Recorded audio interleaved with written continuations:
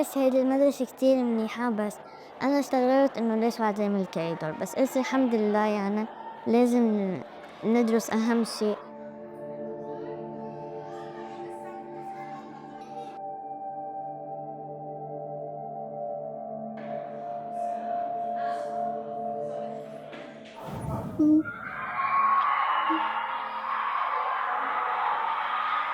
انفجار. انفجار.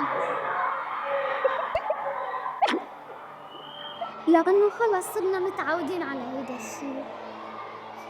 أنا دايما لما أسمع صوت كتير قوي دغري، إذا أنا مثلا كنت في البيت لحالي دايما بقول لبابا، بقول له هيدا شو، هيدا جدار سود أو قصف من بعيد. بس دايما حتى لو هو ما كان إنه قريب بتوجع من قلبي.